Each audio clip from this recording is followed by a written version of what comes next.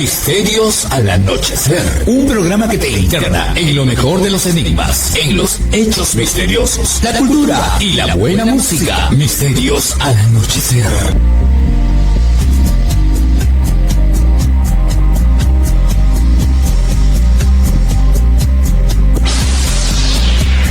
Fernando Chapi Martínez está presentando Misterios al Anochecer. Síguenos también en YouTube, Facebook e Instagram como Misterio Infinito Perú. Fernando Chapi Martínez está presentando Misterios al Anochecer. ¿Qué tal amigos? ¿Cómo están? Bienvenidos. Yo soy Fernando Chapi Martínez y estoy aquí acompañándoles independientemente del lugar en el cual ustedes se encuentren, que pueden ser muchos lugares. Puede ser que ustedes estén preparándose, ¿no?, para salir a algún lugar. Como estoy grabando esto el sábado 11 de mayo, pues mañana es el Día de la Madre. Entonces habrá quienes también estén en los preparativos para esa fecha tan bonita e importante, ¿no?, que también nos llama a distintas reflexiones. Y otros estarán seguramente en las carreteras, ya sea las de la región San Martín, las de Lima Sur, las de Arequipa, dependiendo, ¿no? También los que nos escuchan por internet en enex.es, la radio del misterio, pues no encuentra fronteras. Pueden estar literalmente en cualquier lugar del mundo donde haya señal de internet. En primer lugar quiero enviar un saludo nuevamente. En la mañana ya hemos estado en las mismas cabinas donde estoy grabando esto, las de Estación Lamas, pues teniendo un programa especial porque se están cumpliendo 5 años de esta casa radial, que es, como ya dije, evidentemente Estación Lamas 96.3.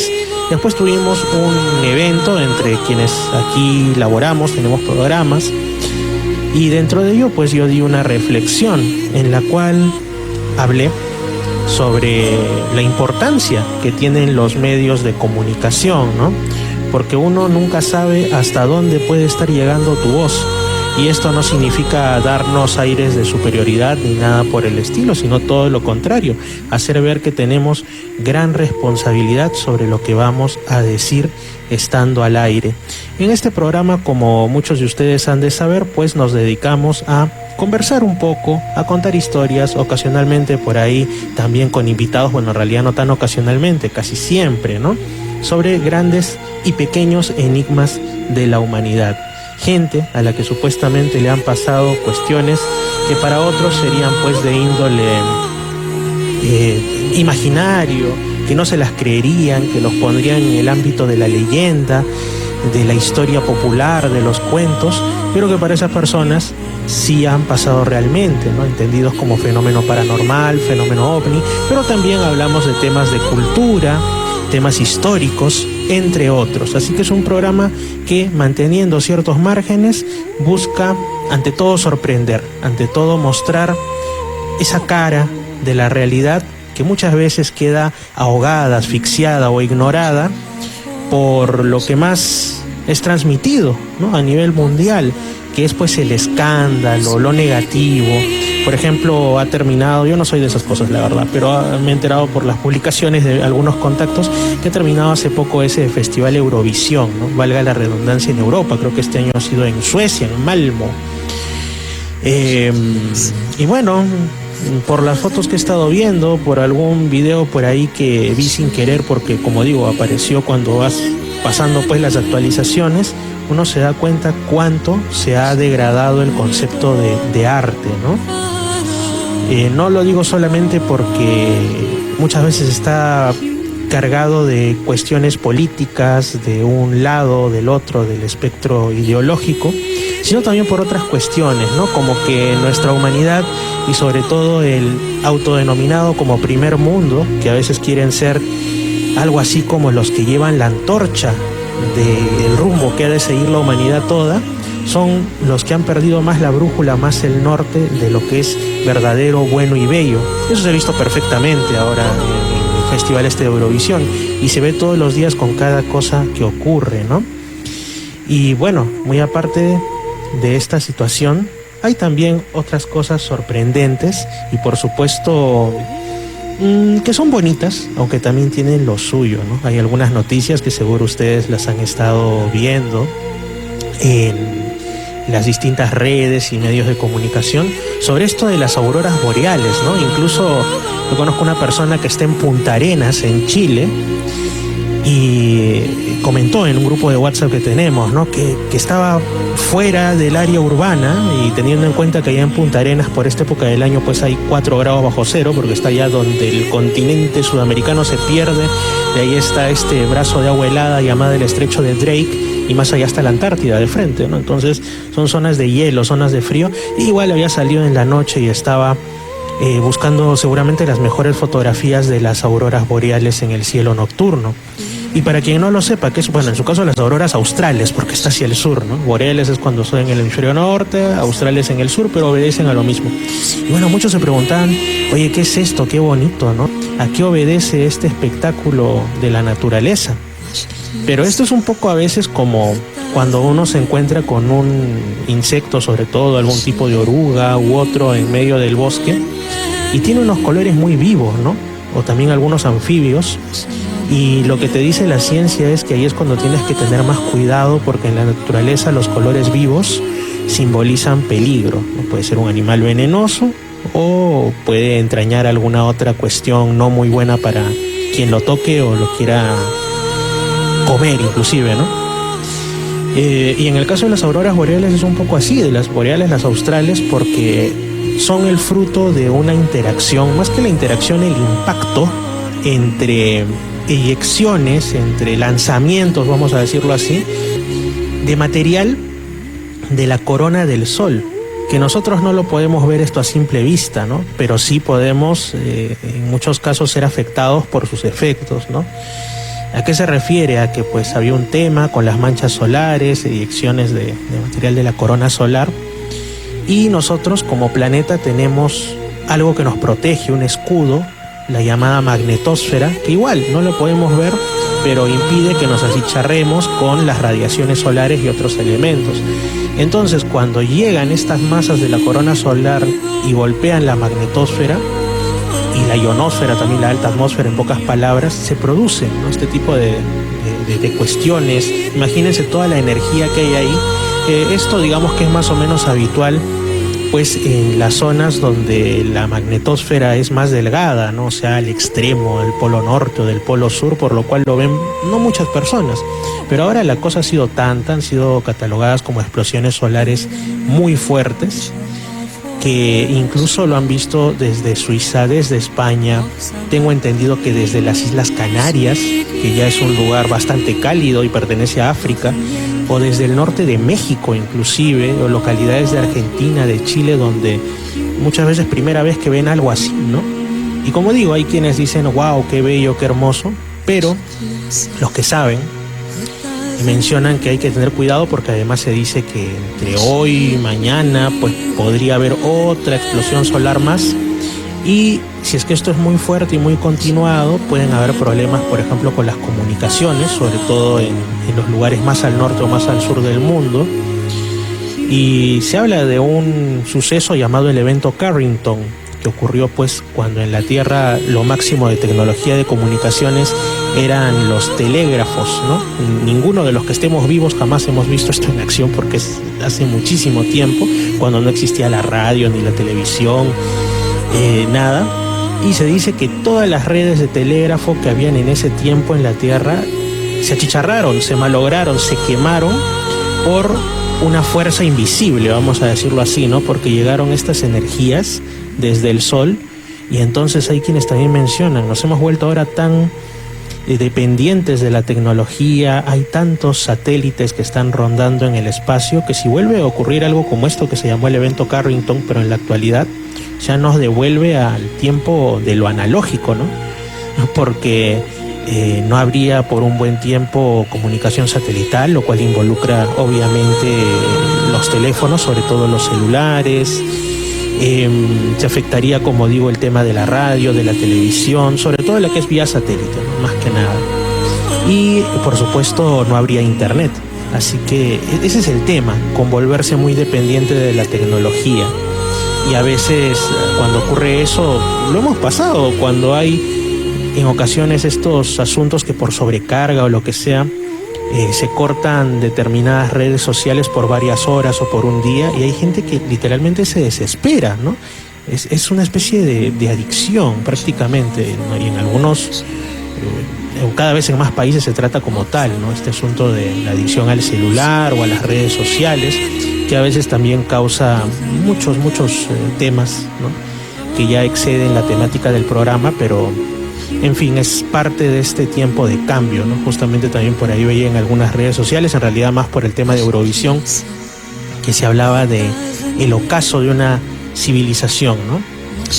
De cómo estamos perdiendo lo que nos hace humanos, ¿no? Que es la interacción con el otro, nos estamos refugiando o estamos siendo aplastados por la tecnología.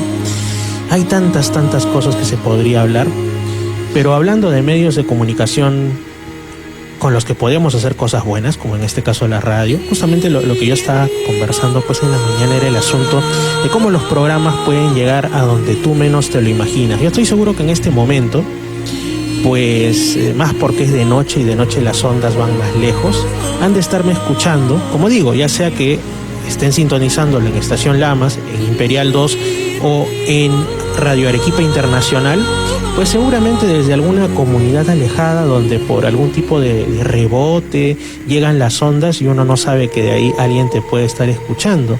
Y lo que uno diga o deje de decir puede influir positivo o negativamente en las personas que están accediendo al contenido. Puede parecer mentira, como digo, pero ocurre. Por ahí escuché alguna vez algún testimonio en una radio extranjera, ¿no? Que hasta se pueden salvar vidas si sabes cómo dirigirte y qué palabras de aliento dar, o al menos qué mensaje positivo estar propalando por las ondas, ¿no? Y justamente, como digo, acá nos gustan los asuntos que nos hacen sorprendernos del mundo en el que vivimos y nos dan como que más fuerzas, ¿no?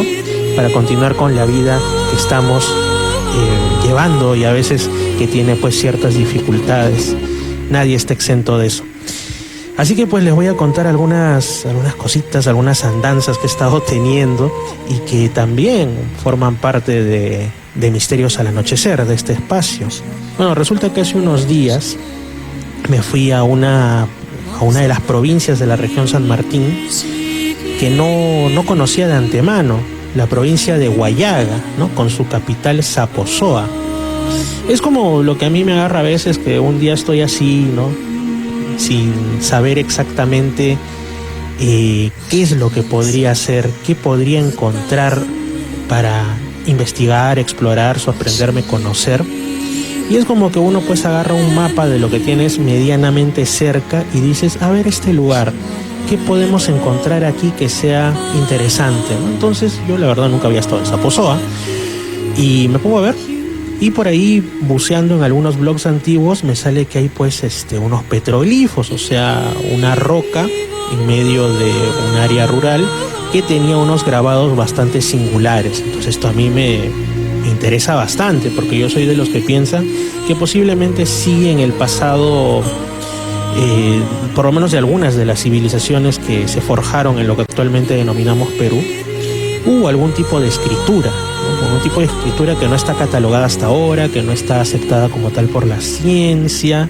Entonces dije, vamos a ver qué es lo que hay ahí, ¿no? Así que me dirigí, pues, como digo, a Saposoa. Y primero que me dejó pues pensativo, ¿no? Porque yo no había buscado información sobre la etimología del nombre. Solo me parecía singular, ¿no? Saposoa. Y de pronto, pues, cuando llego, yo siempre hago esto. Lugar nuevo al que voy, lo primero que busco son los lugares cruciales, que me lleven a la plaza central o plaza de armas, como la denominen, y a partir de ahí voy buscando, ¿no? Lo esencial, el mercado, para poder comer, para poder alimentarse, ¿no? Y lo segundo, obviamente, un lugar donde alojarme, que sea céntrico, que no se vea, pues, como dicen, sospechoso, ¿no? Y entonces estaba en la plaza y de frente me doy con que en el centro hay un sapo enorme. En ese momento creo que no lo relacioné mucho con el nombre del lugar, y de pronto pues buscando y también un poco preguntando, ¿no? La clásica de, por favor señora, ¿me puede tomar una foto? y junto al sapo, y de ahí preguntar, ¿y este sapo por qué? Ah, por el nombre de la ciudad. Ah, ¿cómo así? ¿No? Entonces me dijo algo que también de ahí lo vi en internet, ¿no? Que era por una historia bastante curiosa. En realidad esa pozoa fue fundada en el periodo español, pero en un lugar que no es el actual, sino que estaba un tanto alejado y al parecer lo abandonaron por una especie de lo que interpretaron por un suceso negativo, ¿no? En ese tiempo habrían dicho un encantamiento, un embrujo, algo así. Ya desde ahí yo paré la oreja porque eso me suena a cuestiones que van por lo paranormal, ¿no? Y bueno, de ahí pasó a donde actualmente está establecido.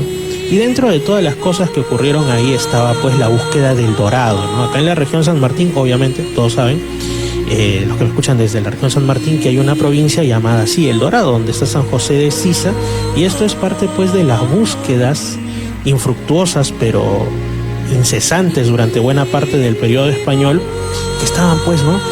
Con ese, no sabemos si mito o si realidad de la existencia de una ciudad con gran cantidad de oro, con muchas riquezas, escondida en medio de la selva, ¿no? Que también va más o menos con otras búsquedas que han realizado los exploradores europeos, ¿no? En sus idas y venidas por el resto del mundo. Por ejemplo, cuando empiezan los tiempos de las grandes exploraciones por parte de los europeos occidentales, ellos buscaban el reino del Preste Juan, ¿no? Era una época pues de invasiones, de ataques por parte de los musulmanes. Muchos territorios que habían sido cristianos, como el norte de África, como la zona de la actual Palestina, Mesopotamia o el actual Irak, pues habían sido cristianos, eran arrebatados por el Islam. Bueno, los pobladores terminaban convirtiéndose por la mala o por la buena al Islam, y se perdían muchas cosas. Entonces, dentro de ese contexto de amenaza, los europeos desarrollan o escuchan una leyenda de que más allá existía un reino con un gobernante que era un monarca muy rico, cristiano, y que podía ser su aliado, ¿no? En esa lucha contra el Islam.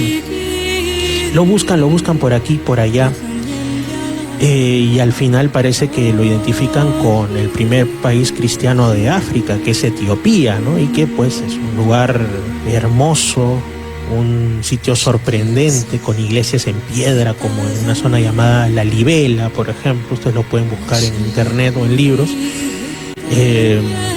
Pero esa tradición de búsqueda de lugares de leyenda continuó, y cuando llegaron al continente americano se desarrolló lo de las 7 ciudades de Cecíbola, ¿no?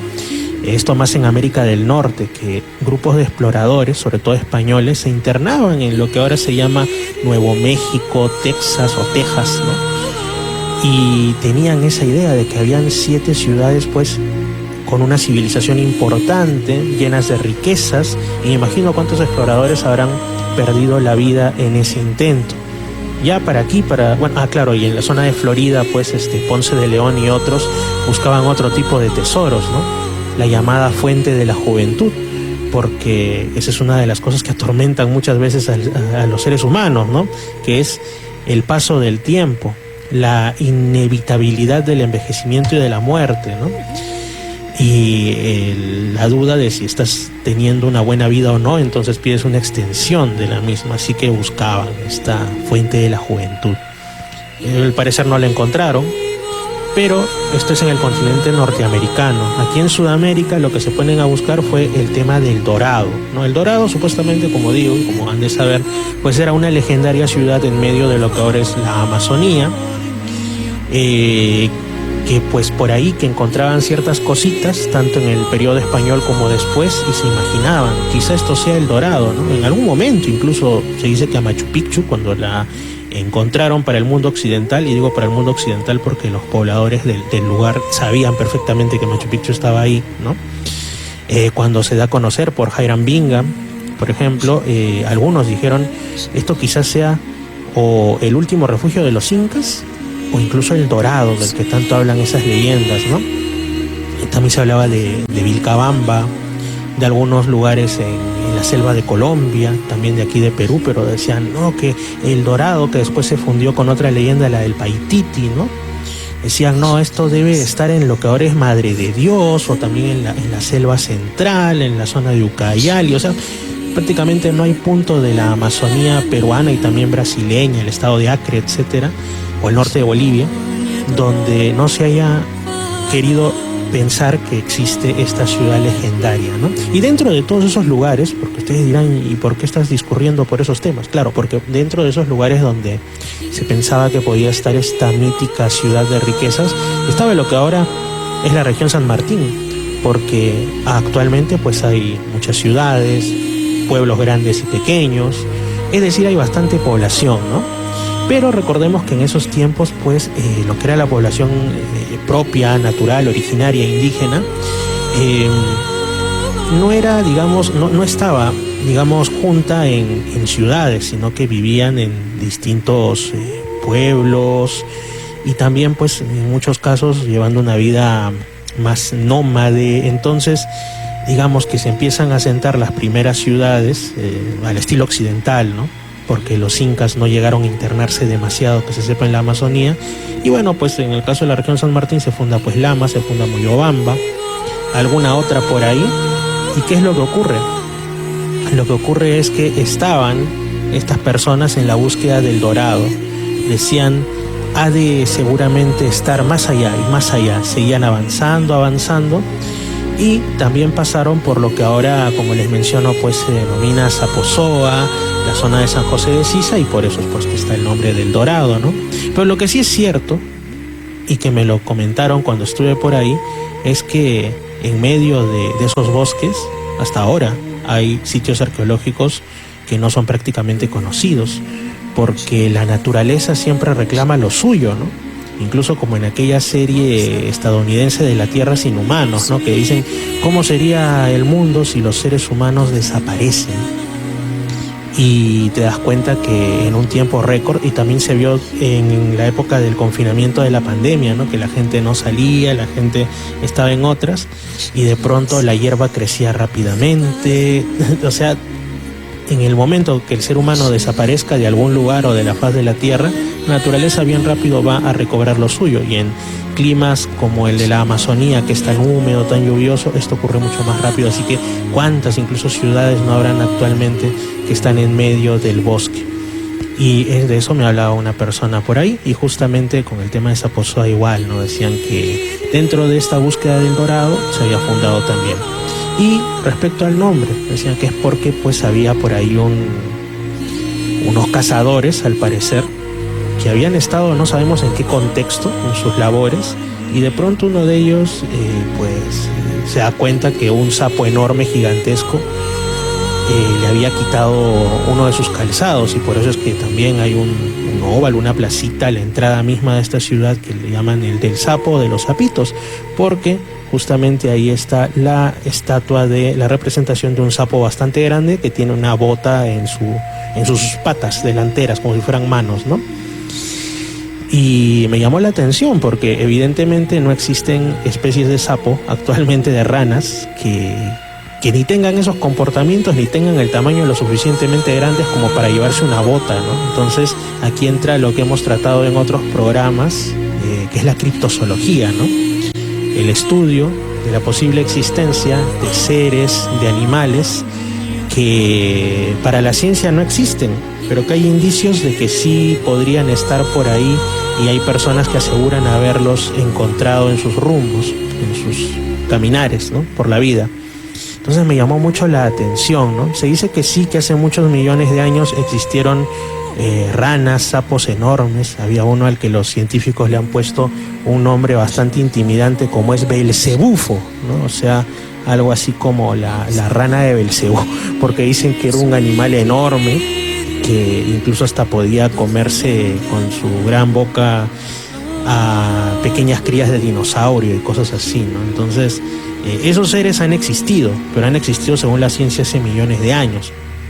Pero también es cierto que animales que se tomaban por legendarios o por extintos, de ahí se reencontraron, ¿no? Como el celacanto, que es un pez que se creía que había desaparecido con los dinosaurios hace 65 millones de años, y de pronto, si no me equivoco, a inicios del siglo XX, unos pescadores lo encuentran en lo que ahora es el Océano Índico, y ahora se sabe que ese animal lleva vivo por ahí todos estos millones de años, sino que nadie se había percatado salvo los pobladores locales de esas zonas.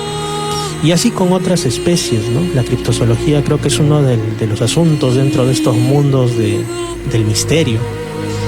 que más me llama la atención. Y quién sabe, ¿no? Quién sabe si ese sapo, esa rana, si es que es algo más que una leyenda, si es que es una cuestión real, sea parte de esta fauna que no es conocida, ¿no? Y que vive en medio del bosque, así como otros hablan de que ha pervivido el perezoso gigante, el mapinguari, creo que así lo llaman, pero que para la ciencia ha desaparecido cuando llegaron los primeros seres humanos a América u otras especies más, ¿no? Y pues desde ahí ya había un misterio interesante. Así que yo dije, parece que el lugar promete. Seguí por ahí y al día siguiente, pues después de las fotos de rigor, obviamente, con los sapitos, ¿no?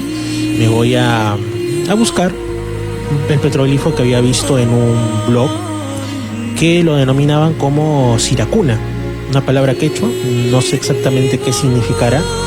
Pero bueno, primero pues empiezo yo a preguntar, ¿no?, a los mototaxistas, motocarristas, ¿no? Y dígame usted, amigo, ¿sabe algo sobre una piedra grabada con estos motivos que dicen? No sabían algo, habían escuchado, pero no solían ir por ahí, ¿no? Incluso me fui a tomar pues mis alimentos, mi desayuno, y la chica que atendía algo también había escuchado, pero no sabía exactamente por qué lado estaba. Hasta que después de preguntar aparece pues un mototaxista y él sí conocía.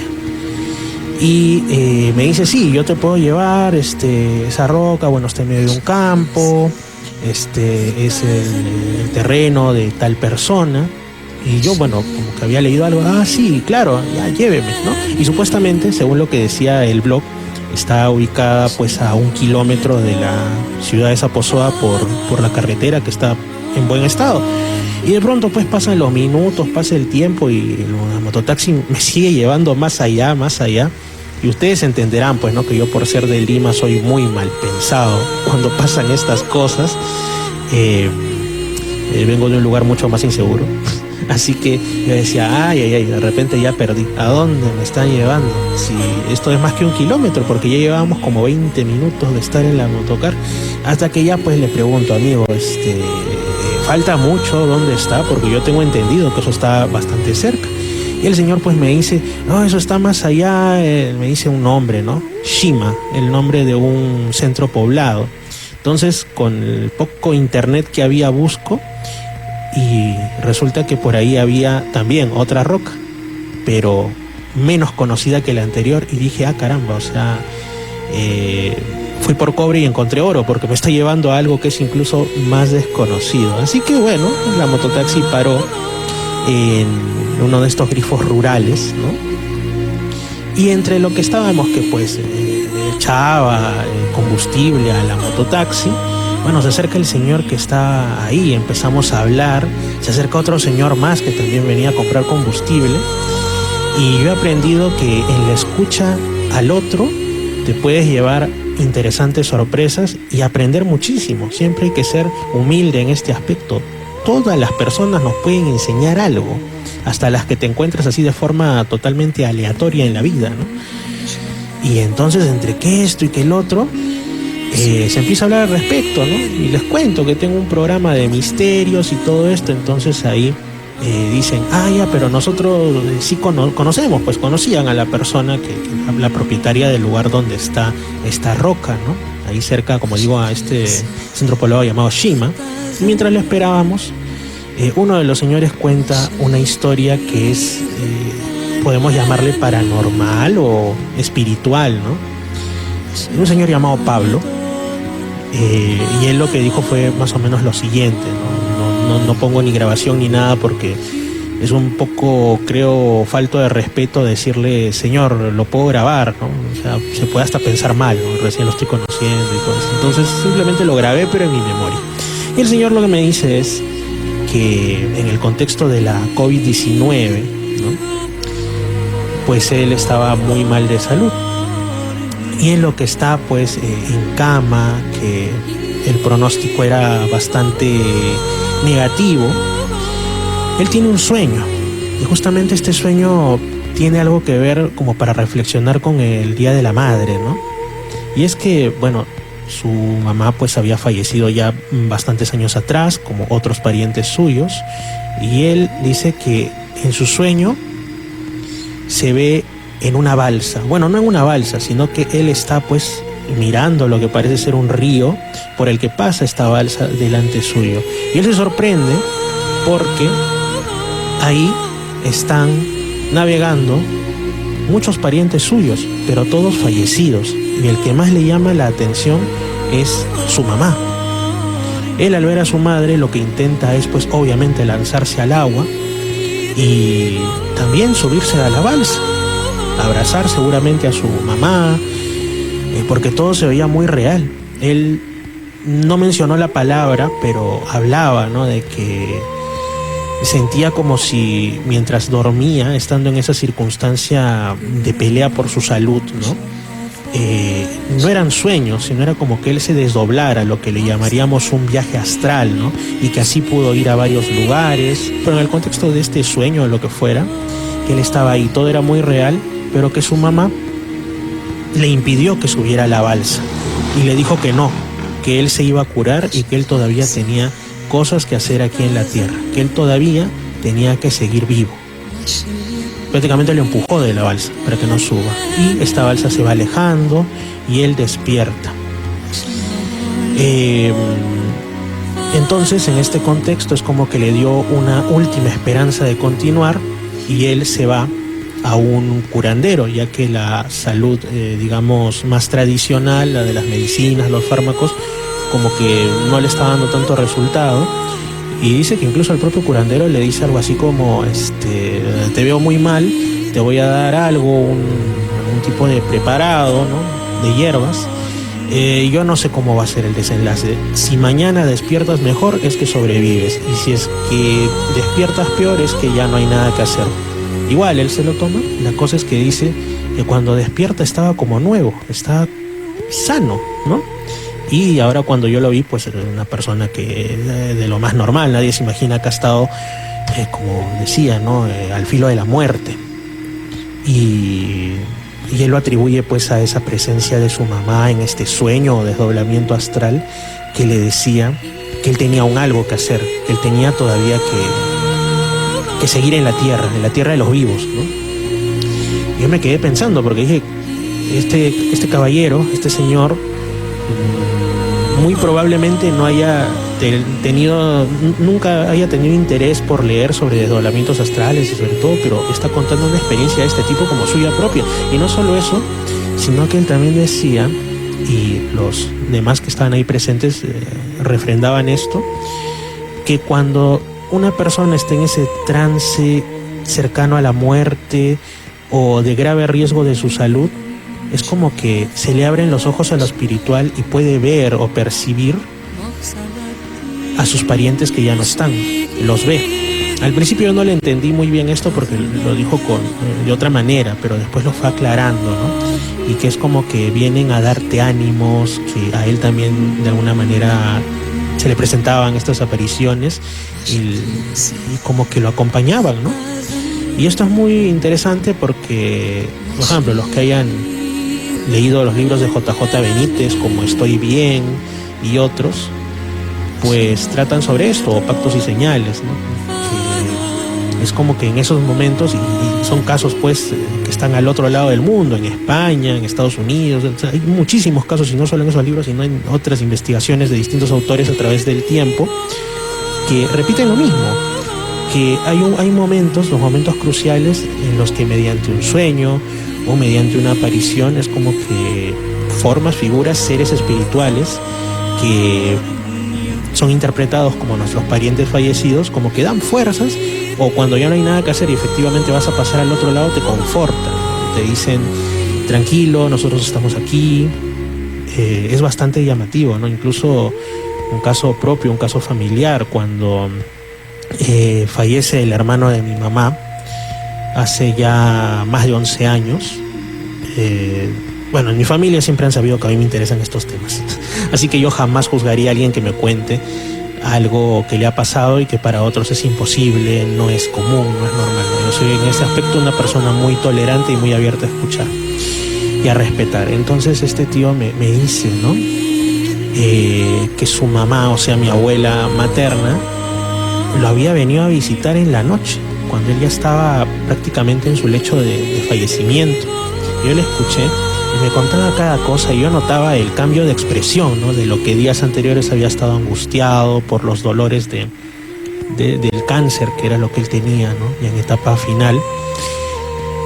Y lo notaba cambiado, lo notaba con esperanza, sabiendo que hay vida más allá de la vida y que se iba a ver con su mamá, con mi abuela, ¿no? A quien tanto quiso.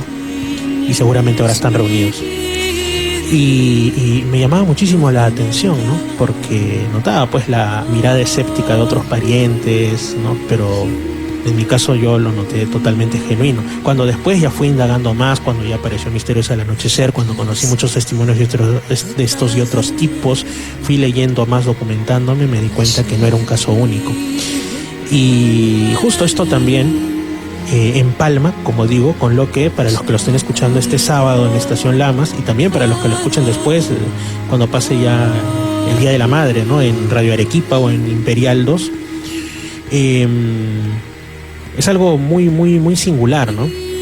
Este lazo que sobre todo hay y que para muchos trasciende la vida física y llega hasta otros planos entre la madre y los hijos, ¿no?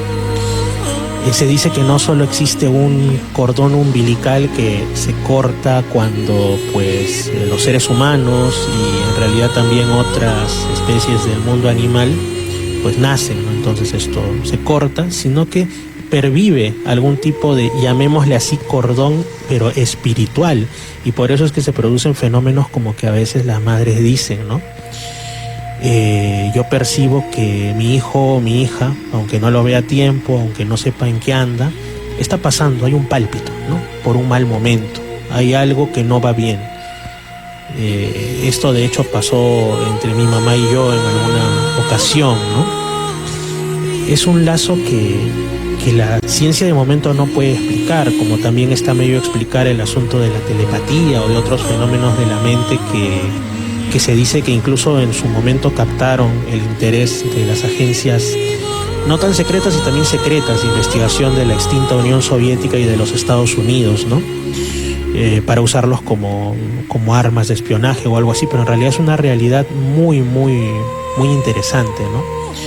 Y también, pues justamente el Día de la Madre es una fecha que yo pues es el primer año que la estoy viviendo ya sin tener aquí en el plano material a mi mamá, y llama la atención, ¿no? Porque quizá antes yo no comprendía tanto esto que puede ser, ¿no? Que algunas personas no la pasan bien en ese día, ¿no? Porque tú ves que hay muchos que sí, que están pues con sus mamás, con sus abuelas, pero los que ya no las tenemos, ya no las tenemos aquí con nosotros, pues evidentemente es un poco como que choca, como que duele.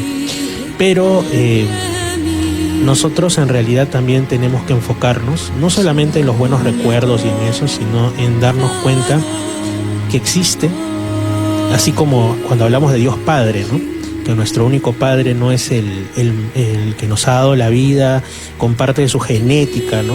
Junto a nuestra madre de forma física, y que son muy importantes no solo por el amor y el cuidado que nos dan, sino porque, como dicen, ¿no? Tan importantes son que hasta el propio Hijo de Dios quiso eso, quiso tener un padre y una madre materiales, a José y María, sino que pues es todo un nexo, todo un lazo que hay, ¿no? Y en esto justamente pues así como hay un Padre en la tierra, tenemos el Padre de los cielos, Dios Padre, ¿no? Y en el caso de la Madre también, por decirlo así, hay muchos testimonios en las leyendas del mundo, en las antiguas religiones, de la existencia de un espíritu femenino protector, ¿no? Algunos lo llamaban la diosa.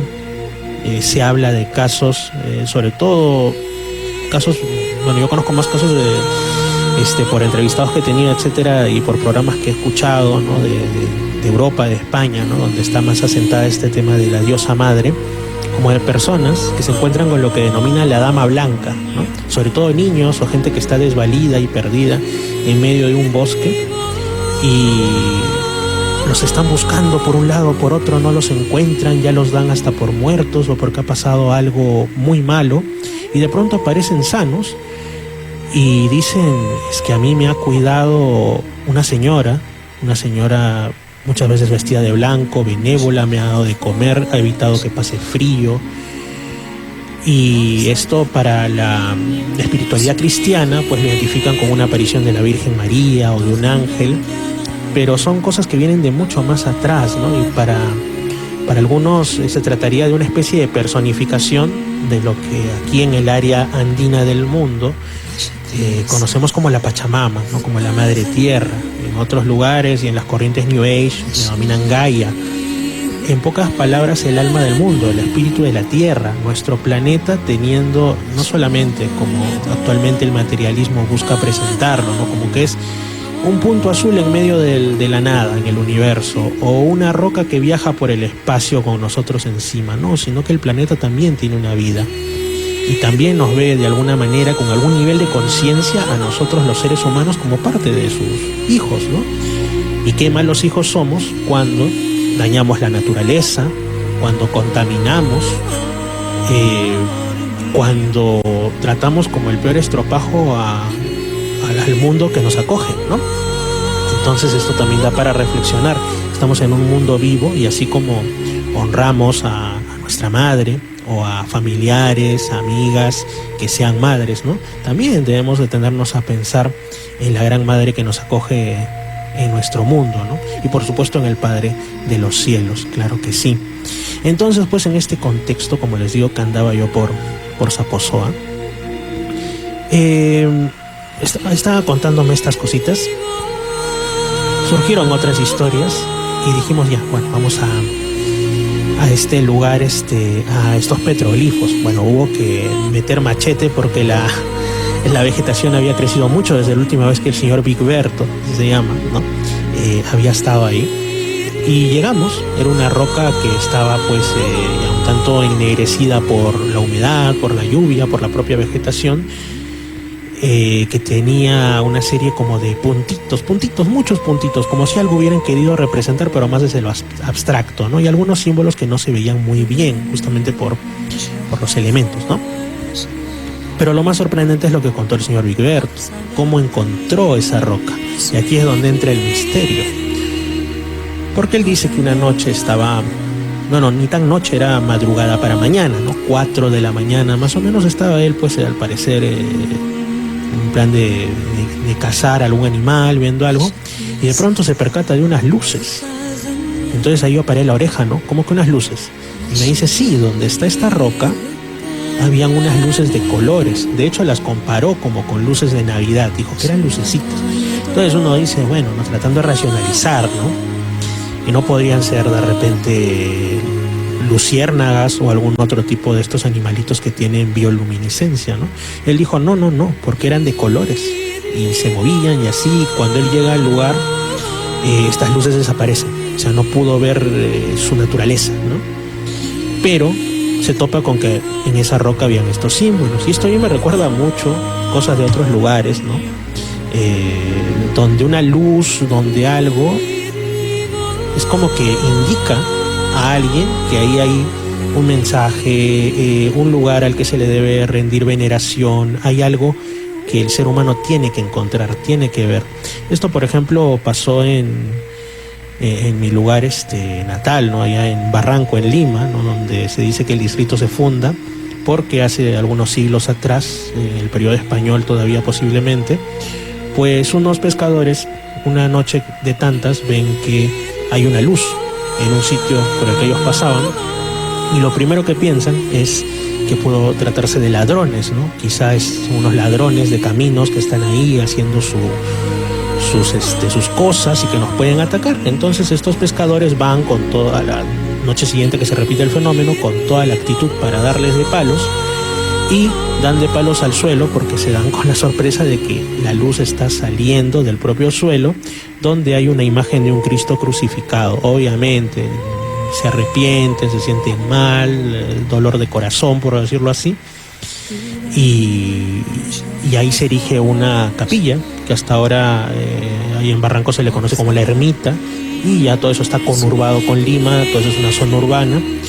y prácticamente el hecho de que exista parte de esta aparición, ¿no? Y así tantas otras, ¿no? Y a mí me sorprende pues cuando escucho estos casos en otras partes del mundo y dentro de nuestro amado Perú y dentro de la región San Martín, este tema de este petrolífero que está cerca al centro poblado de Shima, ya en la provincia de Huallaga, ¿no? Al norte de Saposoa. Sorprendido quedé, pero también quedé sorprendido cuando después, ya bueno, hemos venido acá, vámonos hacia Siracuna, ¿no? Donde está lo que yo originalmente quería ver. Bueno, esa roca está mucho más cuidada, las fotos salieron muy bien, y a mí lo que me sorprende, incluso lo conversé brevemente por ahí con una arqueóloga después cuando he ido hace poquito al Museo Departamental de San Martín, que está en Moyobamba, ¿no? Le pregunté al respecto, es sobre estos motivos en petroglifos, en arte antiguo, que se repiten y se repiten alrededor del mundo, ¿no? Entonces, hay una figura, aparte de los círculos concéntricos, los cuadrados, lo que le llaman las tacitas, que son como unos puntitos, ¿no? Que estarían relacionados quizá a la observación astronómica, como marcando estrellas, ¿no? Y que en días de lluvia o por los propios pobladores de esos tiempos los llenaban con agua y reflejaban el cielo nocturno, ¿no? Muy aparte de todo esto, pues está esa figura que es como si fuera un hombrecito con los brazos flexionados hacia arriba, como en una actitud, digamos, de adoración, ¿no? De exaltación de los cielos, y las piernas flexionadas hacia abajo, ¿no? Hacia la tierra. Algunos tienen algo que sale, que parece como una cola, para otros serían los genitales. Entonces, como algunos parecen cola, dicen, quizás están representando algún tipo de lagarto, de reptil, que les causaba fascinación. Pero el tema es que esto se repite en otras partes del mundo. En la zona del mar Mediterráneo, en Europa, lo llaman Indalo, y lo relacionan algunos a la leyenda de la Atlántida, ¿no? Al mito del dios Atlas, ¿no? Que se vio obligado a cargar el mundo sobre sus hombros, de acuerdo a las historias de por allá, ¿no? Pero ¿cómo es que estos y otros motivos aparecen en petroglifos, pues, aquí en Perú y en tantos otros lugares, en tantas otras geografías del mundo? Entonces ahí es cuando yo me convenzo cada vez más que esta es una prueba clarísima de que muchas civilizaciones tienen un antepasado común, que no era el hombre prehistórico, que no tenía, no, sino que era una civilización global, o que tenían de una u otra manera intercambio de información, aunque nos digan que Europa y América en el pasado estuvieron totalmente separadas, ¿no? Tema que también he tratado en el programa antes. Entonces yo, pues, en días pasados, y en medio de una lluvia inclemente, me voy a Moyobamba, pues, ¿no? Moyobamba tiene muchas cosas muy, muy, muy bonitas, ¿no? Las aguas termales, etcétera, etcétera. Estuve también por Gepelacio, donde también hay unas pinturas rupestres, las del Cerro Capata, muy, muy chéveres, de las que ya hablé en el programa. Hay un video en mi canal Misterio Infinito, pero en YouTube. Eso fue a fines del año 2023. Pero en esta ocasión se me metió el bichito por hacer el intento de ir allá al Museo Departamental de San Martín. Digo hacer el intento porque ya había pasado por ahí otras veces y con tan mala suerte que siempre estaba cerrado, y ahora también lo encontré cerrado. Pero pues les dije, no sé si va a abrir. Sí va a abrir en un ratito. Genial. Entonces salió una señorita arqueóloga muy, muy amable, muy genial, quien me hizo un guiado. Y dentro de lo que pude ver, aparte de una maqueta del Gran Pajatén, ¿no? Conversamos un poco sobre estos temas de la preservación del patrimonio. Tenían también, por ejemplo, como cabezas clavas, ¿no? Pero una cabeza clava, por lo que aprendes en el colegio y lo que investigas después, te imaginas estas majestuosidades que habían en lo que hasta no hace tanto se entendía como la cultura más antigua del Perú, que es Chavín, en Ancash, ¿no? Pero otras culturas también tuvieron cabezas clavas, en Tiahuanaco, en Ancash también lo que era la cultura Recuay. Y entonces habían dos cabezas clavas que las tenían ahí, como que eran de la cultura Chachapoyas, ¿no? Que es a la que se atribuye toda la arqueología monumental que puede haber aquí en la región San Martín. Entonces, conversando, ¿no? Sobre todo lo que puede haber en medio de los bosques y que está por descubrir, hablamos un poquito sobre ese asunto, ¿no? De estos elementos que se repiten en los petroglifos, y aunque oficialmente pues se dice, como ya mencioné, que no hubo conexión entre distintas partes del mundo en la antigüedad, sí, pues también me dijo que efectivamente hay quienes dicen que sí, pero que también pues pueden ser coincidencias, ¿no? Y así, todo muy chévere, muy, muy interesante, y me llamó mucho la atención lo que me dijo esta arqueóloga sobre una pieza de ahí del museo que para otros podría pasar desapercibida, ¿no? Por sencilla. Nosotros a veces estamos acostumbrados a lo espectacular, sobre todo en países con una historia y un patrimonio tan rico como es el Perú. Y era pues una vasija utilitaria, medio quemada, pero que estaba ahí en una urna, ¿no? Y se veía incluso medio deforme, ¿no? Como que lo hubieran hecho manos no muy expertas o hasta sin mucho esmero. Y la arqueóloga me dice, no sé si usted nota que esta vasija ha sido reparada, tiene como un defecto de cocción y como un quiebre, y que entonces eso a los arqueólogos les hablaba mucho sobre la posible mentalidad, ¿no? de los antiguos, que quizá, ¿por qué tomarse el tiempo y el mayor esfuerzo de, en lugar de romper eso, botarlo y hacer una nueva vasija, reparar la que ya estaba, ¿no? Si el material con la que se hace, la arcilla, etcétera, es plenamente abundante en la Amazonía? Y entonces lo que ellos pensaban era que quizá, así como nosotros tenemos eso de atesorar, ¿no? Los recuerdos de nuestros parientes mayores, sobre todo los que ya han partido. Por ejemplo, no sé, encontramos la vajilla que usaba nuestra mamá, que ya no está. O quizá un espejo que era de nuestro tío, nuestro padrino, nuestro papá, que tampoco ya no está. Y alguien podría decir, ¿no? Alguien con una mentalidad más fría, más materialista, oye, pero bota eso que ya no sirve. Pero lo guardamos. ¿Por qué lo guardamos? Porque no podamos tener un espejo mejor o una vajilla mejor, si incluso quizá está rota, preferimos repararla. No, es porque hay un vínculo sentimental, no tanto hacia el objeto, sino a lo que ese objeto nos trae a la mente y al recuerdo, los parientes que ya no están, etcétera. Y que esas civilizaciones antiguas eran exactamente como nosotros, y quizá esa vasija había pertenecido pues a algún ser querido de quien la tenía, y dijo, no, antes que botarla, esto me recuerda, sobre todo en esos tiempos donde no había fotografías ni otro tipo de materiales que podríamos atesorar, esto me recuerda quizá a la mamá o al papá, así que la voy a reparar y la voy a seguir ahí teniendo. Y que esto era muy común porque se habían encontrado muchas vasijas, platos que estaban recipientes para el agua o para líquidos, y que ya no servían para su función porque tenían huecos, rajaduras. ¿Y por qué las conservarían? Posiblemente por eso, porque les traían recuerdos de quienes ya no estaban. Muy llamativo, ¿no? Cómo comprobamos que el ser humano en el pasado, en el presente, es el mismo, en el fondo, ¿no? Somos una humanidad, no solamente todos los que estamos en el momento presente en el mundo y quizá en otros mundos, sino también a través de los tiempos. Así que siempre es bonito por eso visitar los museos, visitar los sitios que formaron parte de la vida de los ancestros, porque nos hablan, aunque ellos ya no estén aquí.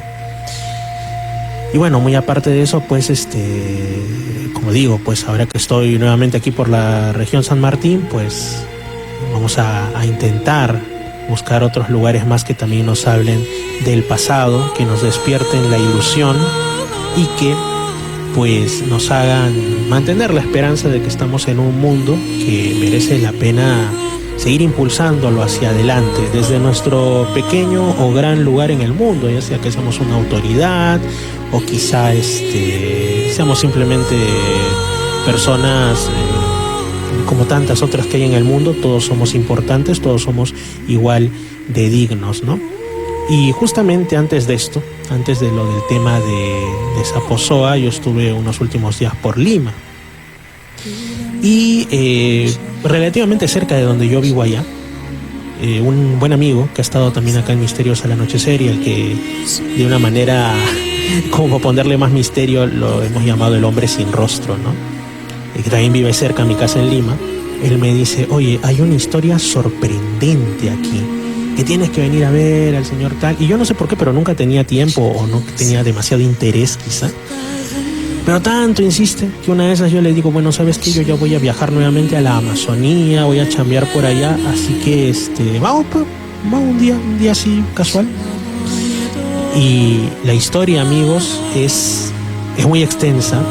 Han sido lo que se pensó que íbamos a hablar de fenómeno ovni, experiencias paranormales que había pasado esta persona también, y que esta conversación no duraría más de una hora con suerte.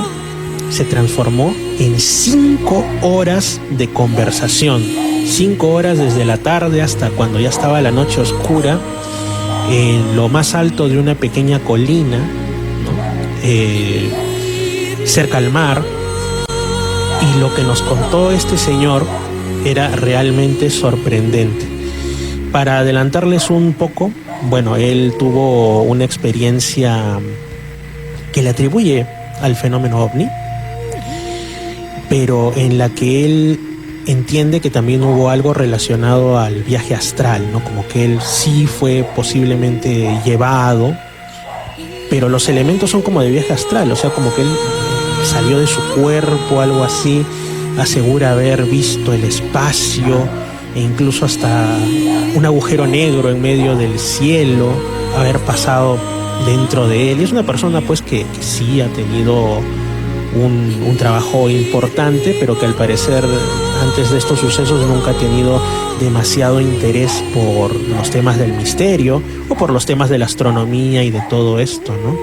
Él escribe que en una ocasión pues es elevado de alguna manera después de ver un objeto en el cielo y se encontraba junto a su ex esposa, a quien incluso para más credibilidad llamó en ese momento. Dijo, si ustedes no me creen, pues yo puedo llamar a mi ex esposa y le pregunto, ¿no? Entonces la llamó, mira esto, ¿puedes por favor recordar eso que nos pasó, que con el platillo volante, el ovni? Y lo puso ahí por el altavoz y nosotros escuchamos cómo esa señora verdaderamente se asustó, se sintió clarito, dijo, no, yo ya no quiero hablar de eso, no quiero ver nada. Entonces ahí tú notas, era una visita totalmente inesperada para este señor, así que ni siquiera pudo haber sido algo como que creado de antemano, un teatro, no, para nada.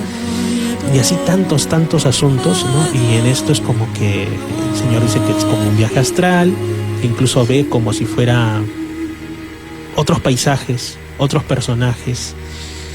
Recordó mucho a tantas cosas, ¿no? Incluso cuando en la Biblia se dice que el apóstol Pablo fue elevado a otros cielos. Son cosas así, ¿no? Y para alguien puede parecer loco, oye, ¿cómo vas a comparar esto con un tema tan serio como la Biblia? Pero es que una cosa es escucharlo y otra cosa es contarlo así, ¿no?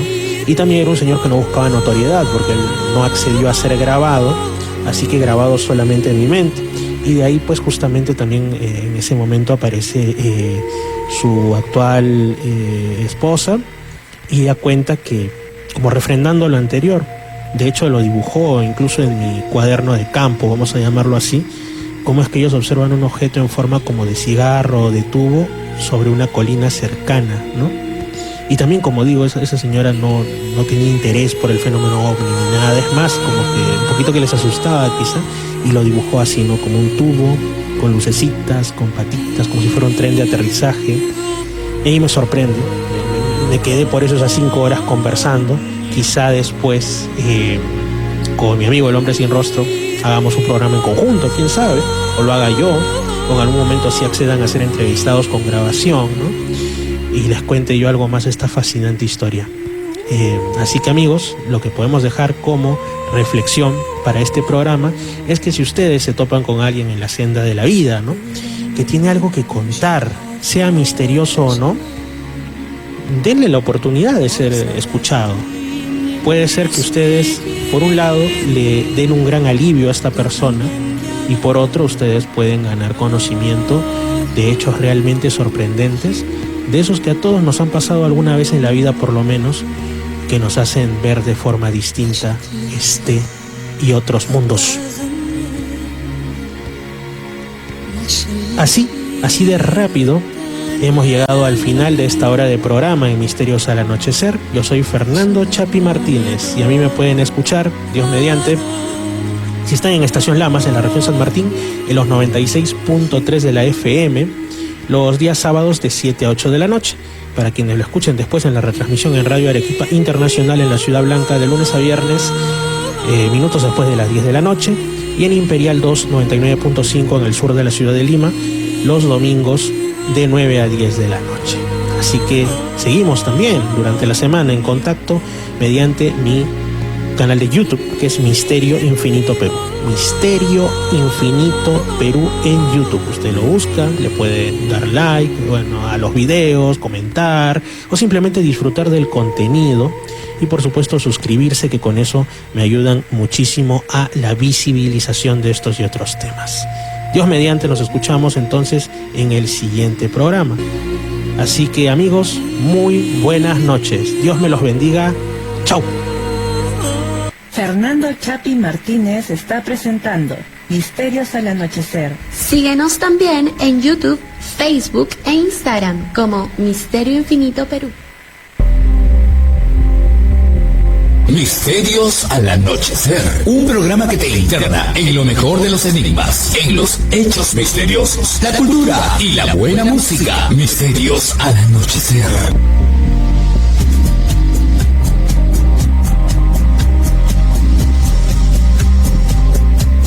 Conéctate a la radio número 1 de Lima Sur. Imperial 2. Imperial 2. 99.5 FM.